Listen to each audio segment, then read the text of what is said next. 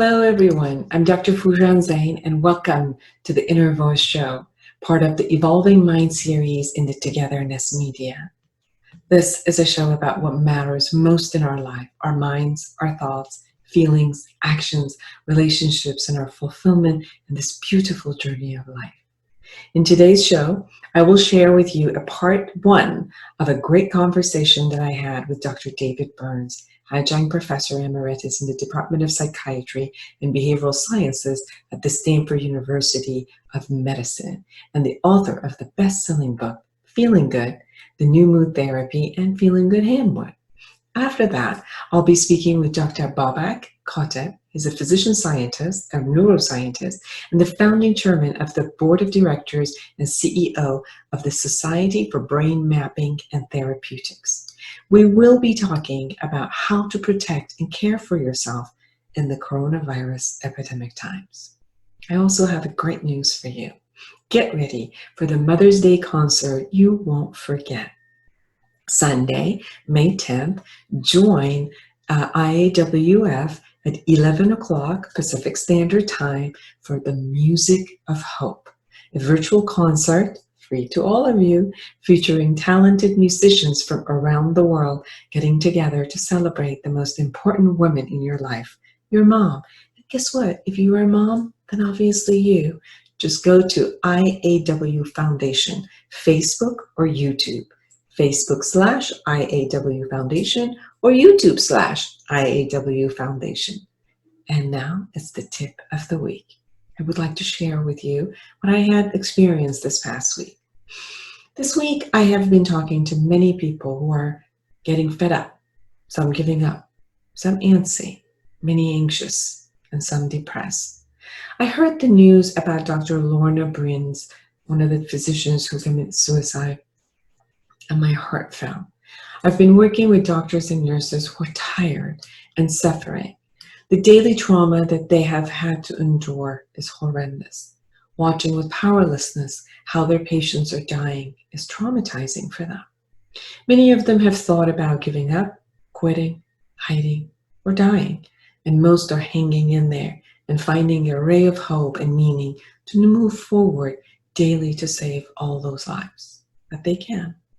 I'm so sad that Dr. Breen did not. My heart goes out to her and her family, and may her beautiful soul, with among all of the other people who we've lost and they're not among us anymore, rest in peace.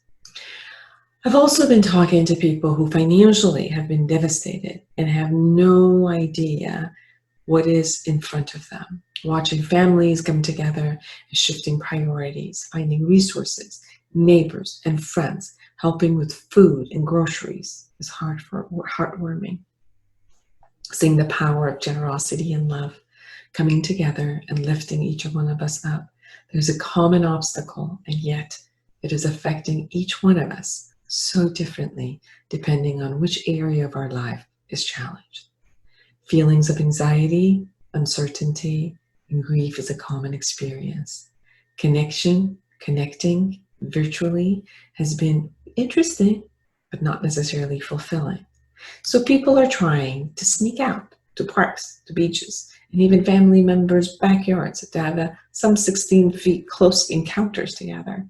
Some get furious with others who get close to them and are not wearing a mask.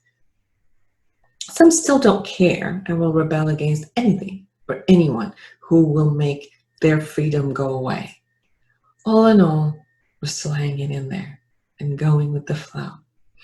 The uplifting news and gratitude for all the new positive circumstances are also apparent in people's sharing. Staying home, taking care of yourself, spending time with family, creating new projects, getting creative, learning new hobbies, getting fit, reading books, and much, much more have been all that the fascinating byproducts of these times. So don't give up. There's so much more waiting for you, and there's so many people that you can support, move, and inspire. You matter. Don't go anywhere. We'll be back with the rest.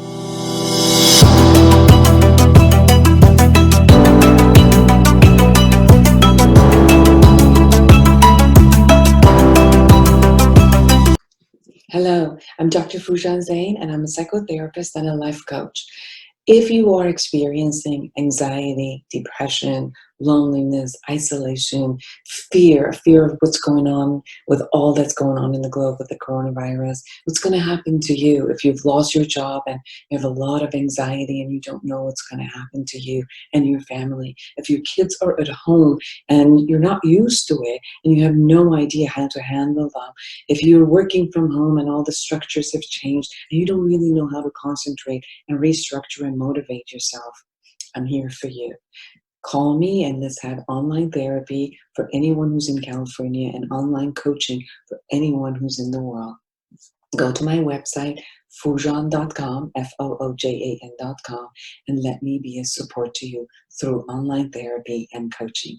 I'll be looking forward to hearing from you and being a support to you.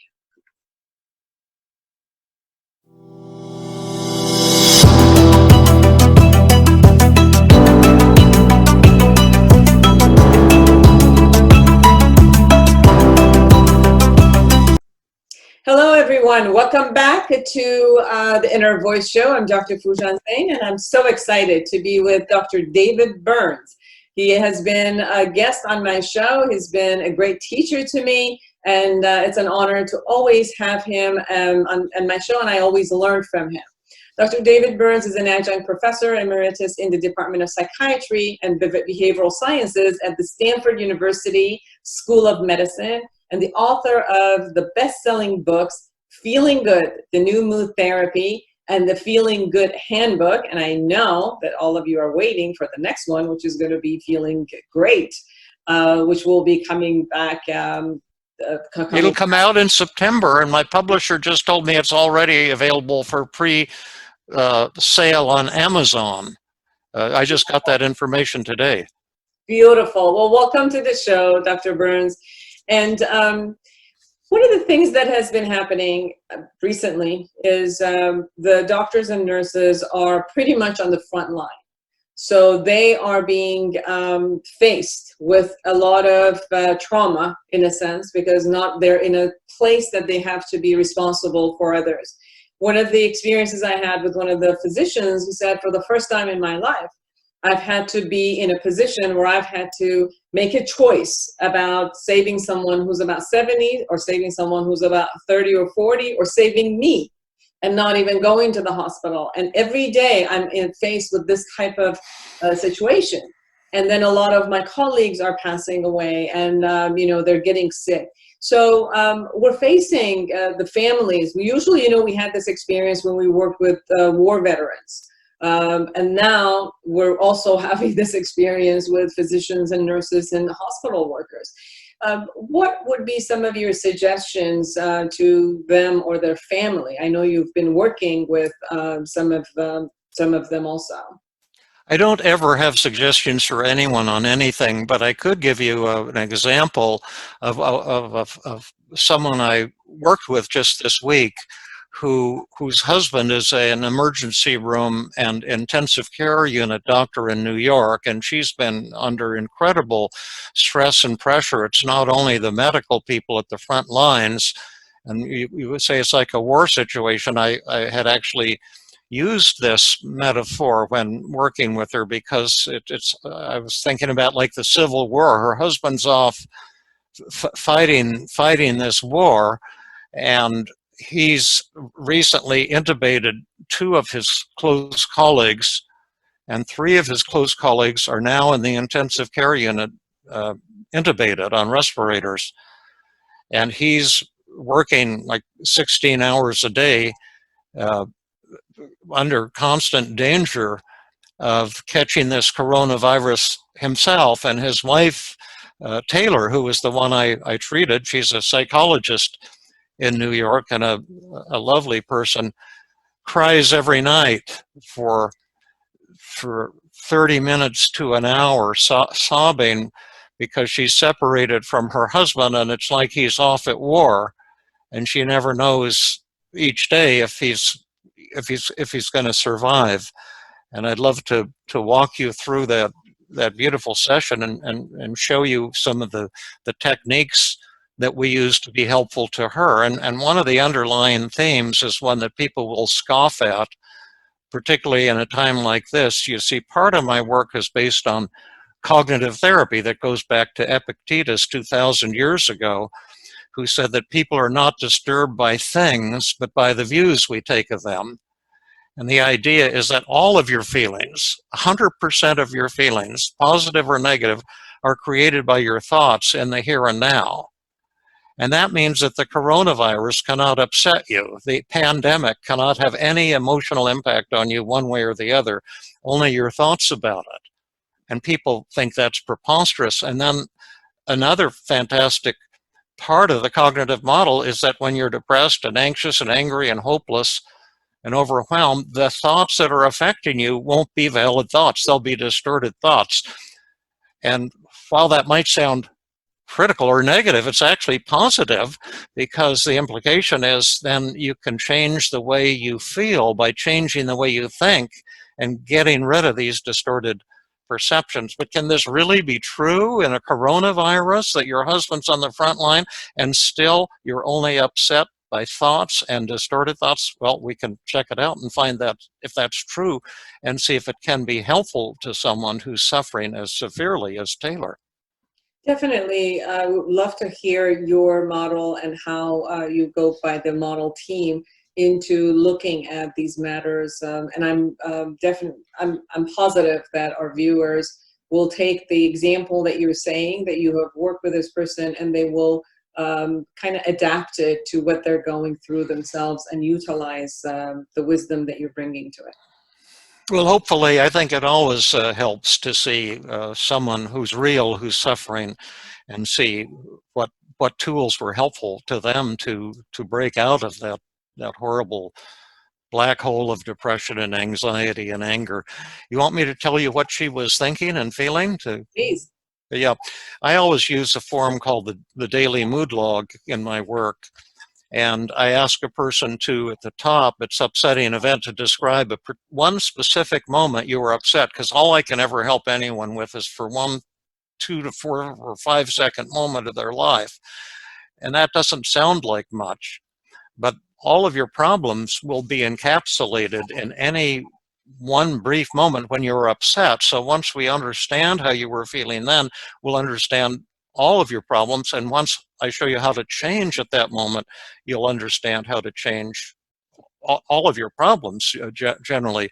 So her moment was last night, worrying about Greg, her husband, and crying for 30, 44 to 45 minutes before falling asleep. And then I say, now let's circle all of your negative feelings you were having at that moment, and tell me how strong each one was on a scale from 0 to 100. And she circled the depression, sad, down, and depressed cluster 100%, the most upset a human being can be. And if you went into the Stanford Hospital where people are getting electroconvulsive therapy, most of them wouldn't even have depression levels as high as 100%. So, and that's important, because Taylor looks like you. She doesn't look ethnically like you, but she's perky and positive, and she treats her patients, and she's positive and helpful to people. You'd never know that she's feeling this way inside if you weren't actually measuring these feelings. And her anxiety, worry, panic, sad, frightened cluster she circled, that's 100%. Again, the most intense fear a human being can have. And then she's feeling bad, 50%. She's feeling lonely, alone, abandoned, 90%. She's feeling hopeless and discouraged, 90%. Frustrated and stuck, 100. And then finally angry, mad, resentful, all of that cluster, 100, as angry as a human being can be. Now, what is causing those feelings? It's her thoughts, and that you who are listening, your thoughts create all of your feelings as well. Even at this moment, you may be thinking, oh, Burns sounds like a fraud. So you're probably feeling angry, or you may be thinking, oh, Burns might be onto something. This could be great. Then you're feeling happy. So your thoughts right now are creating all of your feelings. So she wrote down thought number one: I shouldn't have to do this alone. See, she's home taking care of 3 kids. He's living 6 blocks away, so he doesn't come home and, give the virus to his family in case he catches it. She's managing 3 little children, treating her patients at the same time, and she's feeling alone. And I can't handle parenting alone, she's telling herself. And that's 70%. And I shouldn't burden Greg with my feelings. And she believes that 70%. A lot of you may feel that way. I've got to hide my feelings. People are hiding feelings for a variety of reasons all the time. And she's also telling herself, I shouldn't share my feelings with Greg. She believes that 50%. And she says, I should be strong and tough. And she believes that 80%. And a lot of women give themselves that message too, in this women's liberation to me is a fantastic thing. I say more power to women all over the world. Let's get more women into the political office and let's let women take over for a while. But at the same time, it puts all this pressure on women. You've got to be a wife 100%. You've got to be a mother 100%. And you've got to be have your career 100%, and it's kind of hard to be so strong and tough all the time. By the way, remind me to tell you the results of my corona survey, which were fascinating. But let's stick with Taylor. I'll let my patients down if I don't have enough time for them. That's 50%. I'm going to lose Greg. He's going to die. She believes that varies between 50 and 100%. I shouldn't have to do this 100%. That's the anger thought. And I should be able to work and support my family while Greg stays at home safely. She's saying, why can't he just come home and not have to go to the emergency room and all work? I can earn enough money, and he shouldn't have to be out there on the front lines. And so that's just our introduction to Taylor. I can tell you she's a beautiful person. She has a PsyD degree. She was for 2 years in California while her husband was training at Stanford in intensive care type work. And she was in my Tuesday group for 2 years. And then they moved back home to New York. And then she opened the New York Center for the Feeling Good Institute in New York City, based on my work. She works with children primarily. And she's just a beautiful person, a close friend, and just broke my heart to hear that she was struggling in this way and under these overwhelming circumstances. And then the question is, what can we offer someone like Taylor? Well, empathy is good. Is that all we can offer? Could we possibly offer more than that? Now you will say something awesome and important. I'll shut up and listen. No. I heard until you said that empathy obviously is the first thing and one of the most important thing to be able to give someone, because the circumstances are the circumstances. So it's more of understanding and validating that they're not crazy. This is happening, and this is happening to them. And then with what's happening, then you go into shifting and looking at their belief system, and with your model, your model by itself has a lot of compassion and empathy like embedded in it. And at the beginning of the session she was tearing up, and she says 75% of the time she's okay and treating her patients and working with her kids, her 3 kids, to keep her busy. And I think the oldest is about 4, so they require a lot of attention. And then 25% of the time she's just in terror, terrified and sad. And she started sobbing at that point and we just, Rhonda, the host of my podcast, and I were the ones who were treating her. And then she says at night she fears he'll die. You know, three of his colleagues are already in intensive care. She's afraid her kids will grow up without a father. She's supporting a lot of people. Talked about, you know, Greg having to move out. He's terrified too. In fact, he's been kind of a solid rock emotionally. And then he called her the other night, and said he thought he was dying. He couldn't breathe and thought he was maybe having a panic attack. So he's been terrified as well. And, you know, will we ever be able to have a family again? And so we just, you know, listened and supported, didn't try to help her, just at the first part of the session, just want to be with her and know that we're listening, and then we get it. And then perhaps in the next segment we can talk about then where do you go from there once you know how someone's feeling and you're supporting them. What's next? So one of the first things that I'm hearing from you in this episode is that when you are feeling overwhelmed with what's happening to you, one of the first things that you can also do for yourself is to empathize with yourself and empathize with the part of you that is going through sorrow. I know that almost every morning when I wake up and, you know, listen to the news, I'm just filled with a lot of sadness and grief with what I'm hearing. And that just kind of like sits with me until I go and exercise and try to kind of get this, you know, washed off, and then be able to pull myself up so that I can be there for my clients and, you know, do these interviews and everything else. But it's really to also take care of that part of ourselves and be empathetic or compassionate toward ourselves when all of these feelings arise, and not think that I have to push it aside or run away from it or make it wrong.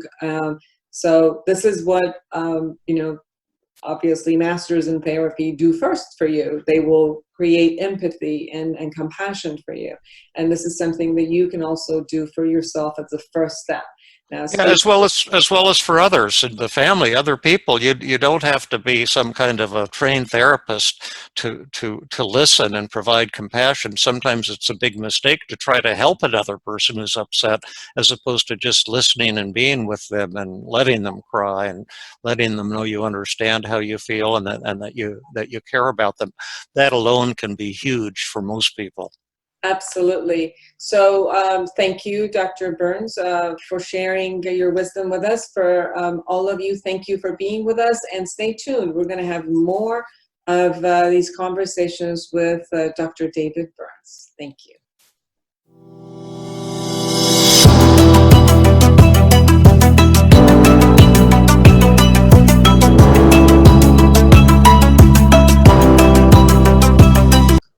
Hello, I'm Dr. Foojan Zeine.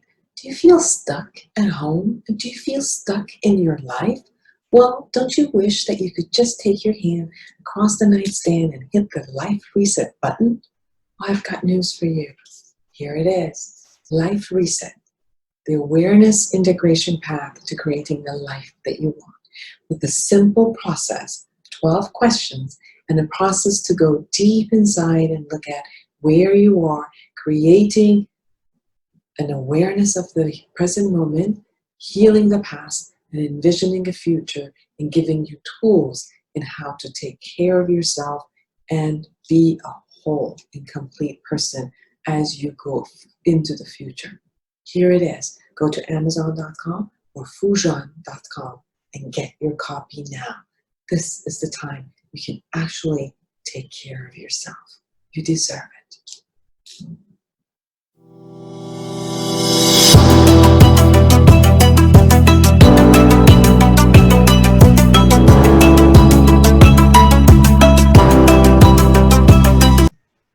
Welcome back, everyone. I'm Dr. Foojan Zeine again, and welcome to the Inner Voice Show. I am excited to have Dr. Babak Khateb, who is a physician scientist and a neuroscientist with more than 20 years of research experience. His research has been focused on introduction of advanced diagnostics and therapeutics into clinical neuroscience in order to rapidly identify and introduce game-changing technologies to treat neurological disorders such as brain cancer, Alzheimer's disease, Parkinson's disease, and other brain and spinal disorders. Dr. Khateb is the founding chairman of the board of directors and CEO of Society of Brain Mapping and Therapeutics, and he's the president and scientific director of the Brain Mapping Foundation and director of National Center for Nanobioelectronics. Thank you so much for joining us. My pleasure, Dr. Foojan, and it's a great honor to be with you and your wonderful viewers. Dr. Khateb, I know that at this point, because of the coronavirus, you have been putting all of your effort and your group and your crew and everyone into what needs to be known, what needs to be done. And you have an ample amount of information that we need from you for everyone who's listening and viewing us. So please let us know, because what I hear a lot of times from physicians and scientists, it's at one point in kind of an wow conversation about it, where we have no idea what it is. What is it doing to people? It's having adverse effect. The effects are not similar in, the elderly versus the youth versus the children, and, in different places. And then we also get, the other side, which is, oh, it's just another kind of flu. They're just making the big deal out of this. And we don't understand why it's going on so far. And so you're getting really two polar views from people. We really need to be clear about this. So please clarify some from a scientific view for us. Sure. Well, thank you very much for giving me this opportunity to educate your viewers.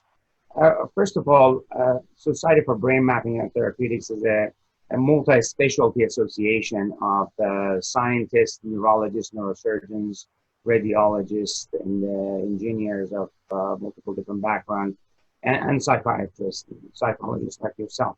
So when the coronavirus, COVID-19, basically came to the U.S., they quickly started a subcommittee for COVID-19 and mobilized our partnership and collaboration with our international groups in 5 different continents, and also with basically government organizations like national labs and Department of Defense and so on.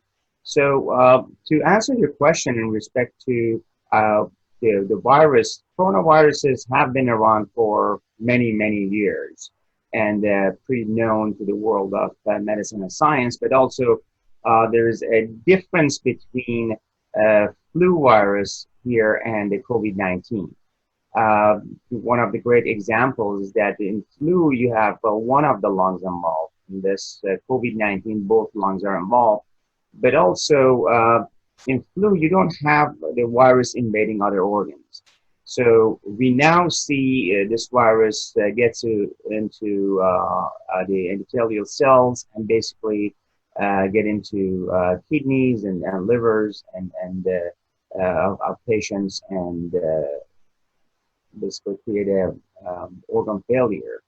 And now we are seeing more and more under 50-year-old patients coming with a stroke. That was reported by our colleagues from New York. And encephalitis and meningitis are also reported. So you don't see this in flu. There's also this reports that I read which affects the brain. And since in some level, with some patients, it affects the brain in a way that young people are getting strokes, and some other people who are older are getting inflammation in the brain. And they're saying that it is due to the coronavirus. Is that accurate? That's correct. As I mentioned earlier, we are now seeing stroke amongst the patients who are under age 50. And that was reported by Dr. Ambush Tiwari, one of our board members, and also encephalitis and meningitis. But also we are obviously seeing some post-traumatic stress disorders among the general population who are isolated. And among the patients who are coming out of ICU, the same patient that goes into the ICU is not the same person that is coming out because of that traumatic experience. So I think it's very important what you're doing here in your show, raising awareness about the science behind the new therapeutics and then diagnostics for the virus, differentiating flu and COVID-19, but also raising awareness about mental disorders and neurological disorders associated with the COVID-19. We're finding a lot of obviously anxiety, generalized anxiety disorders, heightened anxiety attacks and panic attacks. We're watching a lot of depression, even suicide. We had one of the emergency doctors who committed suicide earlier last week. We're watching a lot of the anxiety that is due to even kind of an existential anxiety also about what to do, who am I, and the identity that I might have had as someone who had this type of a career and I no longer have it. What's going to happen to me when I go back to the world? And one of the interesting ones that I found this past week, as I spoke with many of friends, colleagues, and clients, is that even though everybody's cooped up and having adverse effects about being cooped up, but the minute that this conversation is about, okay, governors are saying that you can slowly but surely open up your practices or open up your businesses and move forward, now there's this fear of what's going to happen. Who do I know that I can bring and not bring? How do I put myself out there? Because the virus is almost like this unknown enemy that we have no idea where it is. You know, is it someone? Is it something? And is it on any surface? So this kind of paranoia, which is appropriate, but you know, a little bit more of a paranoia concept is among all of us at this point, which makes, you know, us in a hyper alert all the time, insomnia, people, a lack of sleep, and then, you know, domestic violence, getting violent and agitated with people are at home, abuse. It's just ongoing, and then there's no relief at sight because we don't know about the vaccines, we don't know about, you know, all of therapeutic concepts that are out there, we don't know about all the tests. What is it that you see for our future with all the knowledge and the science that you're getting? I think knowledge is power. You have to educate yourself about the virus, about how it spreads, about lifetime of virus. This virus,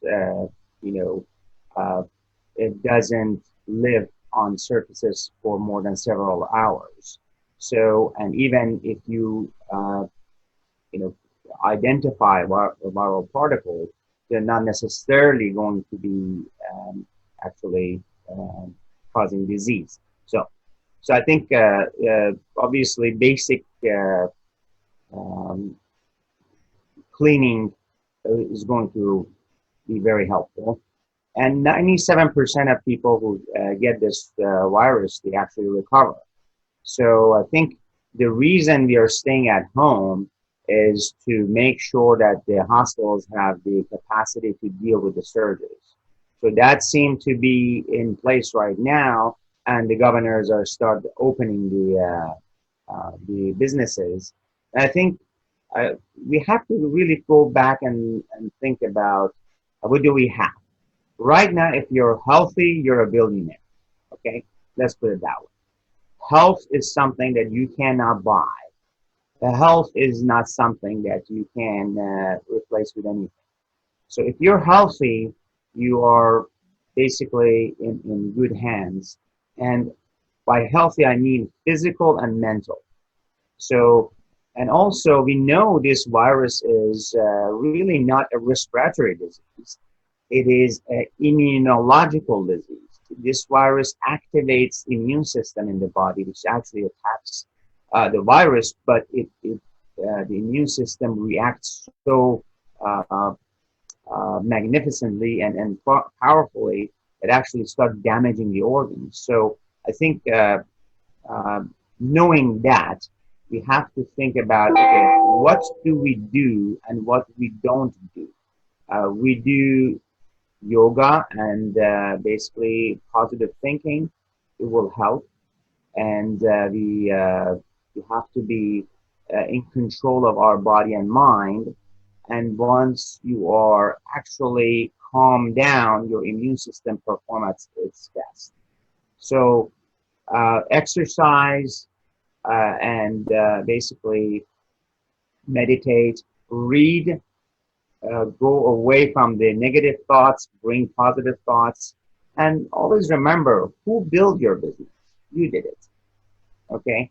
Okay. Well, you may lose money or you may lose it, but you will bring it back. So once you think that way, you basically much more prepared to handle it, but much more self-confident to meet this new challenge head on. If we are going back to work, if we're going back to semi-normal life, what is it that we can do to take care of ourselves? For example, I was sharing, I share an office in Beverly Hills where the office space itself, the lobby, the hallways, you know, there were multiple therapists who work, and so we have different clients who are coming at the same time. And part of our conversation was, well, how are we going to keep our clients safe where there's a one lobby, they're not, you know, the same 6 feet even in the hallways. So part of these guidelines, you know, we can't restructure all buildings in that way. So a lot of these conversations are showing up for us where how do we recreate rituals or way of being and way of operating which keeps us safe within, you know, within a distance, appropriate distance. Any type of protocols that your group and your scientists coming up with? How do we do this as we go forward? Because obviously we're not going to be at home, you know, for the rest of the year. Correct. Well, that's a good question. You know, I think prioritizing patients is one thing that you do in clinics, so you don't have to bring every single patient to the clinic.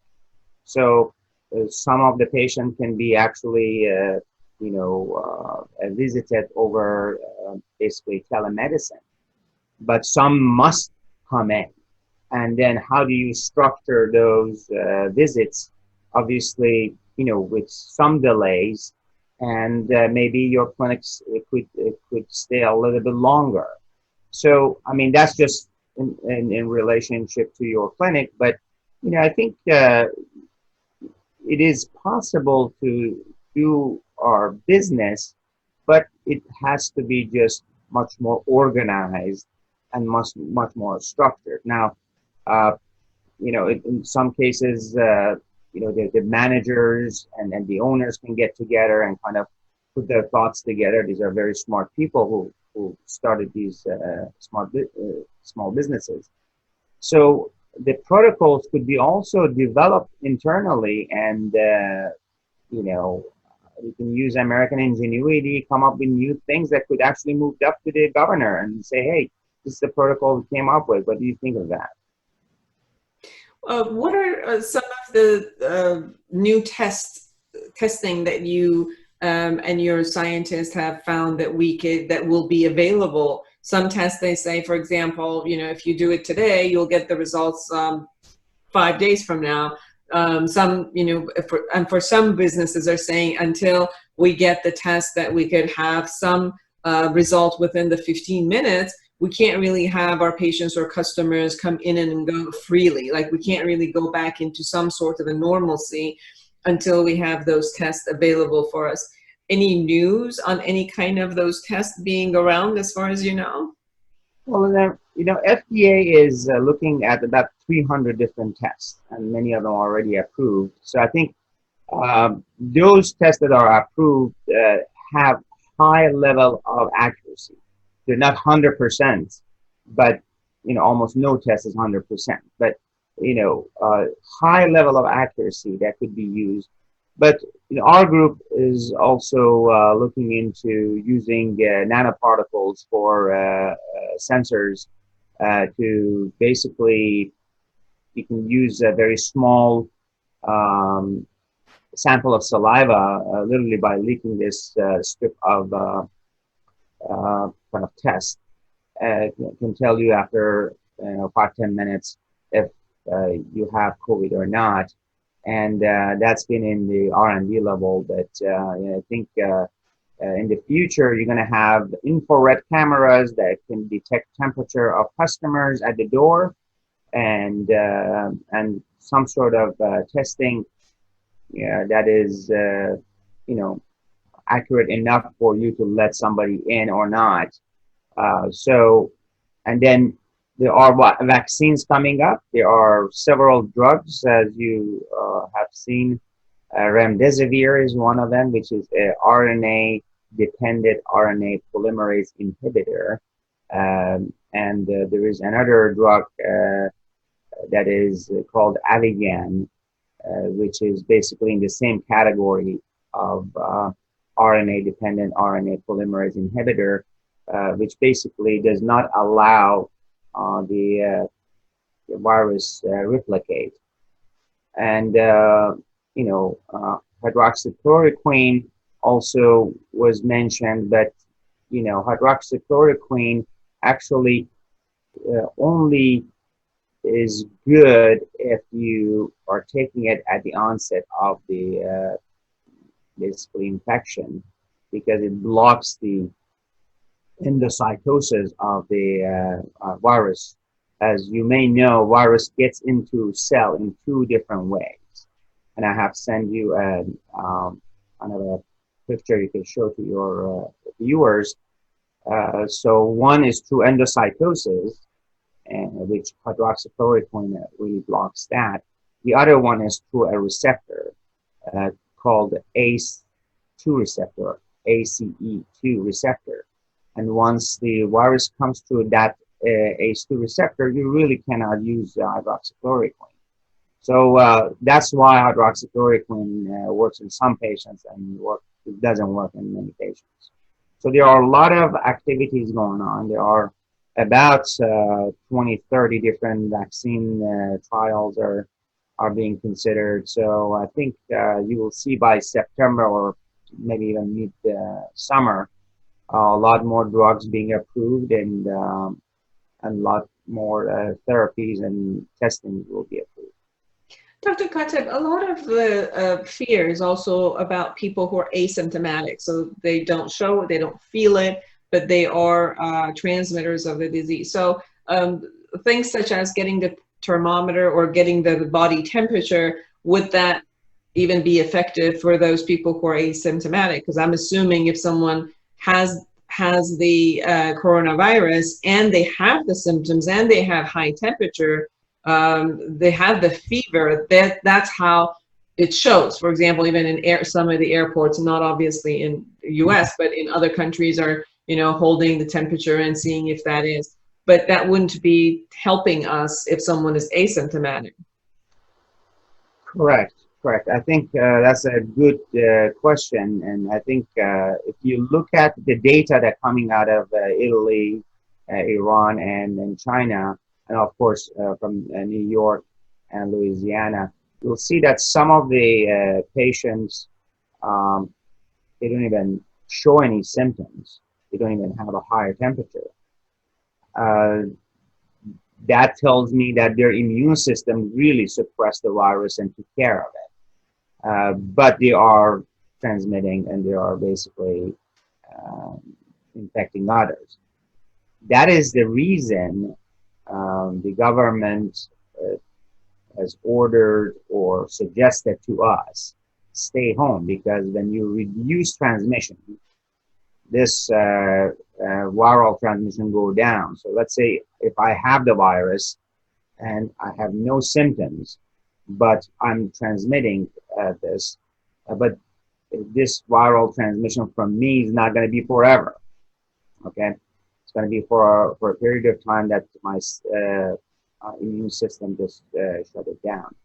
So once you shut down that viral transmission, this person, in this case me, can go out and interact with others. So that's why the orders or recommendations to stay home has been effective in states like California. So that's where wearing the mask also becomes important, because obviously we're wearing the mask that in case we are in any format infected, that we don't give it to others. And so is there any particular advice that you have about the mask, so that people are wearing, and what works and what doesn't, or anything works just because you're trying for your own breathing or saliva not to become part of the air? Yeah, I mean, that's a very good point. If you look at Japanese study that they look at the droplets and the saliva particulates. They look at how our regular conversation generates micro droplets and nanoparticulates. So that's really was the base for Japanese putting on masks on, and then later on in the U.S., basically authorities were pressured to, put that on and ask when people put their mask on. When you speak to somebody in their normal conversation, you produce particulates and droplets, and depends on how small they are, and depends on the fact that you are in a closed area or there's a ventilation going on. This droplets can stay in the air for a longer period of time. Okay, so if you have a better ventilation system, which I recommend everybody have in their offices and their stores, that actually reduce the float of the particulates. So of course, masks will prevent that, and it's very important that for now we follow those guidelines and wash our hands, but also masks will prevent from us touching our face and our mouth, which we do over 1,000 times.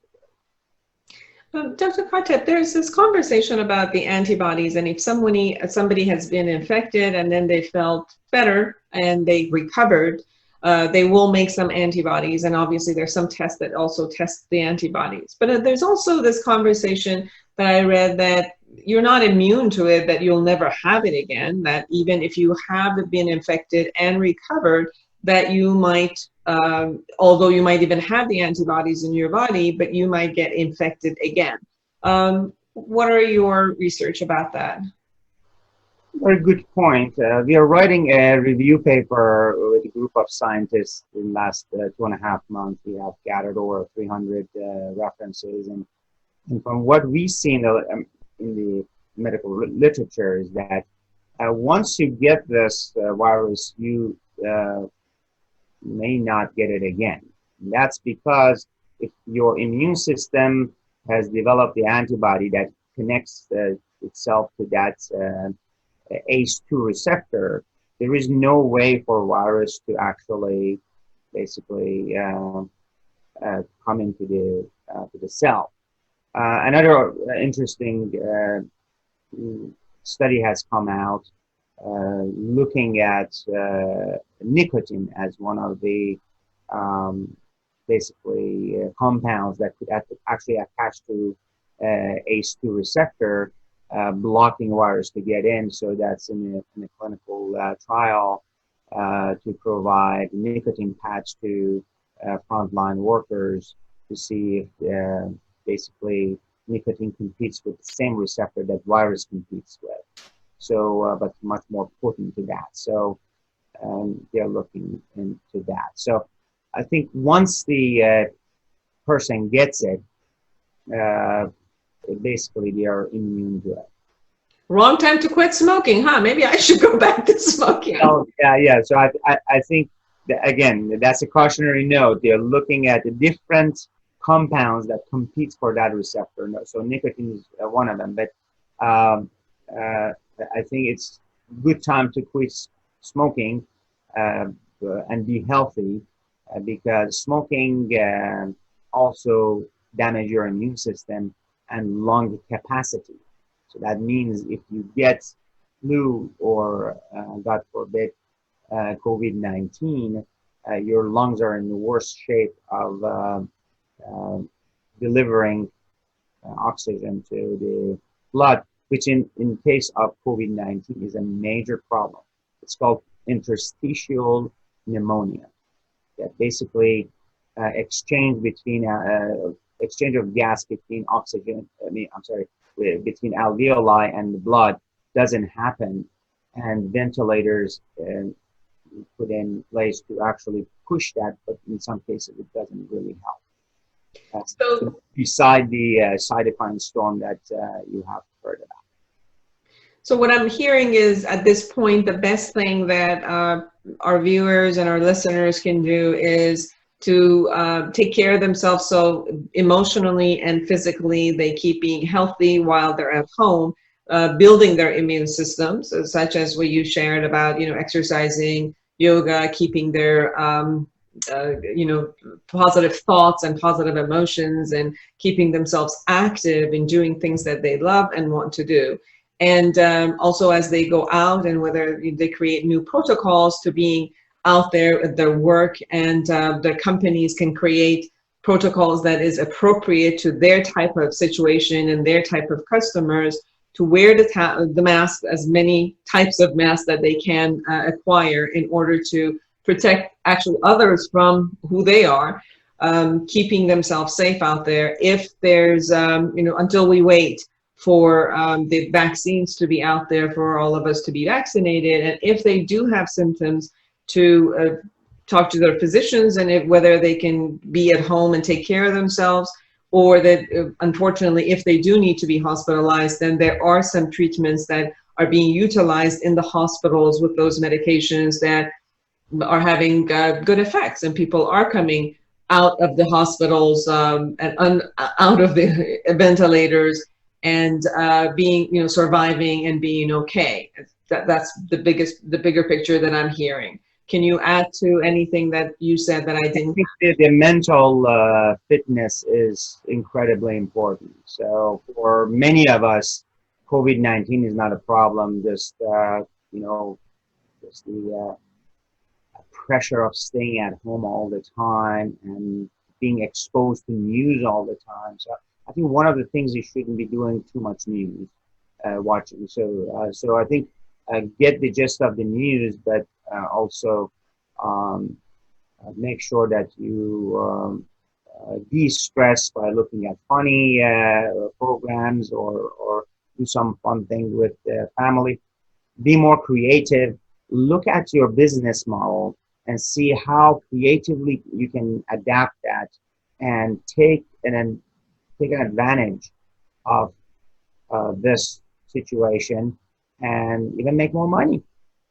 So I think there are ways that you could be adapting, and instead of thinking, oh my God, I'm going to lose my business, I'm going to say, well, wait a minute, how can I actually use my current business, adapt it, or even change it a little bit, and make more money.